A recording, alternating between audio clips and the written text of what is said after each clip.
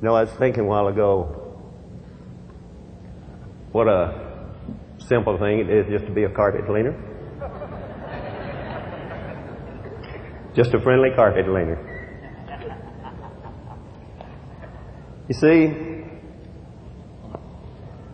you just don't have to know too much, you know that?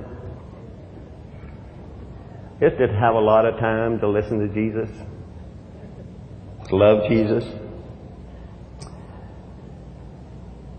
And we got such a way that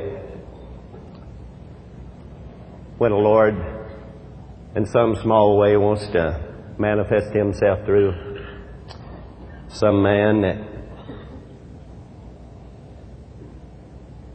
how we you know, you just hear a lot of words, you know that? And then you don't hear the word. I was sitting over there last night, and the Lord just been dealing my life, and I'm just so convicted and so blessed. I don't understand it.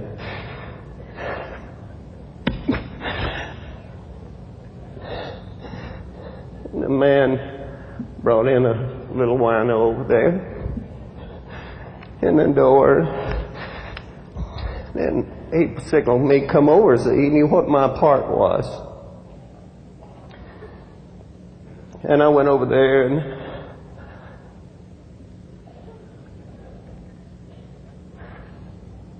and I could just see me, and I could just see Grace. And I just took him and just held him, and boy, this dynamo started.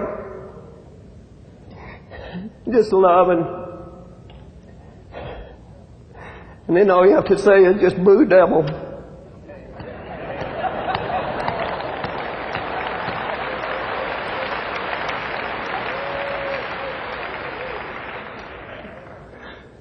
It's all him. We just try to help him out and just strive and just love him. And he gets so busy I don't hear him. See, I remembered that the Lord just reminded me. He has to remind you. You get where you're something. He reminded me when I was in Detroit, walking through a basement of a building with another wino. And I know we'd pushed the cobwebs out of our way. I was on drugs, being destroyed by the powers of darkness. And he fed me chicken wing and neck soup. I guess by now you know whose image we're working on. I want to share a testimony of grace. And I used to wouldn't share. I used to start my testimony and just what I must say because I felt like it gave so much glory to the devil. But the Lord has showed me in His grace I can start with the powers, I can start with darkness, and brother, I can end in the light. And so I'll start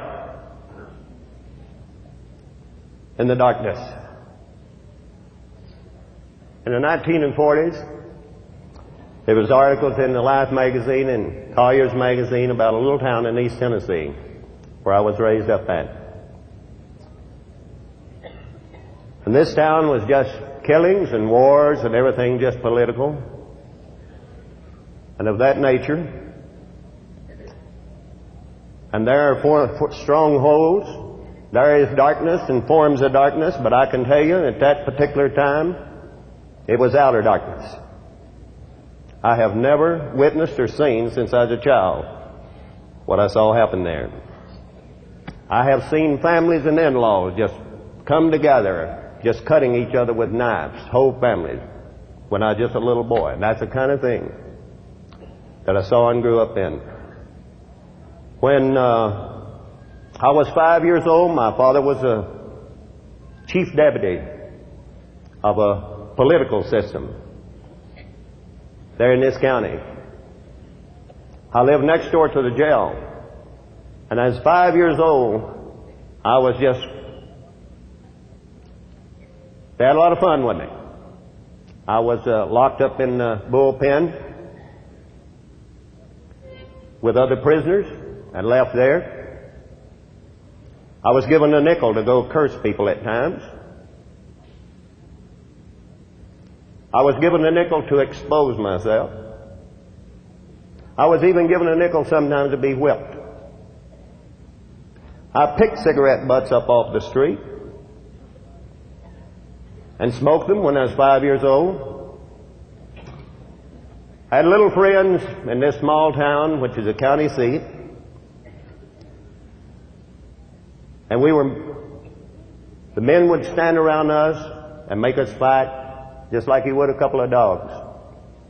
I know this one little friend that I had was called Joe Louis after the boxer. And I sure didn't want to do that because it wasn't in my heart to hurt. And I started to school, and I knew in the first 2 or 3 grades that I was a little quicker than some of the others. By God's grace, I know I was. But an interesting thing happened. I began getting slower, and they became weaker. I was quicker. The powers of darkness was moving into my life and controlling my life through the environment that I was in.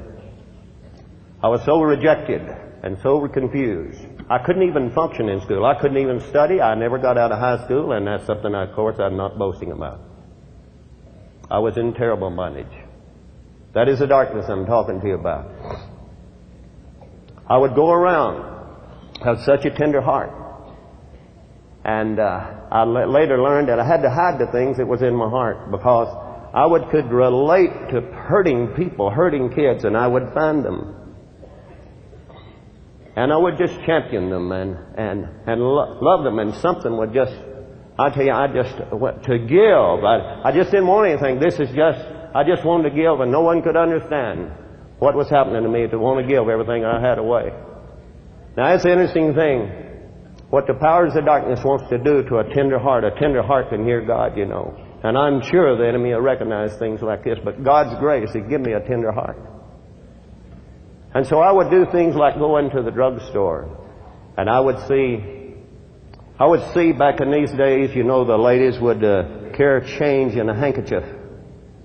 And I'd see them ask for something. That we only had the one drugstore, which was a bus stop.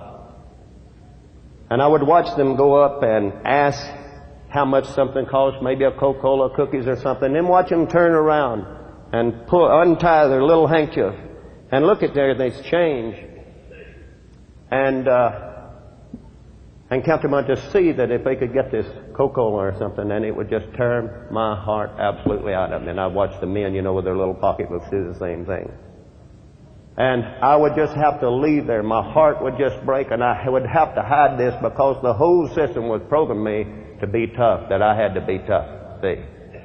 And I couldn't understand it. I had to just get away from it, to not let them see, because this was considered a weakness in this system, to have compassion and love. As a little boy, we had a little quartet, and we would go around the town, and this is very significant, that we would sing in a barber shop, maybe in a courthouse, and sometimes they'd give us a nickel or a dime or something. I remember the ones who's in this little quartet I was in. There was Doris Kincaid, who was a little boy, I tell you, they called Joe Louis, because he was a boxer. And then there was Dennis. And then there's Billy. Now, Dennis was a thief. He died a thief.